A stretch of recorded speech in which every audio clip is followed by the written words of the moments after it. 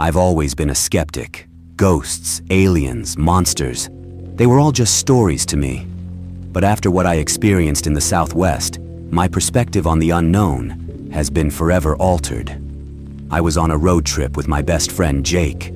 We had decided to take a detour through the Navajo Reservation in Arizona, mainly because of the scenic beauty and the rich history of the area. We had heard tales of skinwalkers, but we laughed them off. They were just myths, right? Our first day on the reservation was uneventful. We visited a few local spots, interacted with some of the locals, and set up camp near a canyon. As night fell, we sat around our campfire, sharing stories and enjoying the serenity of the desert. Around midnight, Jake decided to turn in. I stayed up, mesmerized by the stars. The Milky Way stretched across the sky, and I felt a profound sense of peace. That is, until I heard it. A low, guttural growl echoed through the canyon. I froze, thinking it might be a coyote or a mountain lion. But then, I heard a voice. It was distorted, as if someone was speaking through a broken radio, but it was unmistakably Jake's voice. "Come here," it beckoned. Confused, I turned to our tent. Jake was sound asleep. The voice called out again, this time from the opposite direction. I grabbed a flashlight and shone it towards the source. What I saw will haunt me forever.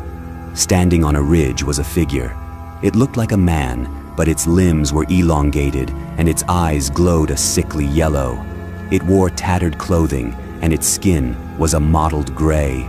But the most disturbing part was its face. It was Jake's face. I stumbled back, my heart racing. The creature mimicked Jake's voice again. "Come here." It took a step towards me, its movements jerky and unnatural. Suddenly, I felt a sharp pain on my arm. Looking down, I saw a deep scratch, blood oozing out. The creature had marked me. I bolted to the tent, shaking Jake awake. "We need to go, now!" I hissed. As we sped away in our car, I glanced in the rearview mirror. The creature stood in the middle of the road, watching us, its yellow eyes glowing in the darkness. We didn't stop driving until we reached the nearest town. We checked into a motel, and I spent the night researching skinwalkers.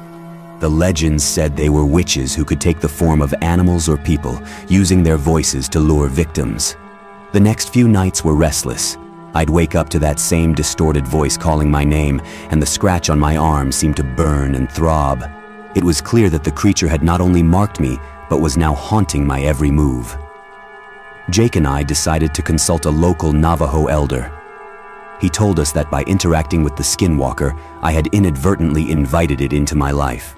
The only way to rid myself of its torment was to confront it and perform a purification ritual. With heavy hearts, we returned to the reservation. The confrontation with the skinwalker was terrifying, but with the elder's guidance, we managed to complete the ritual.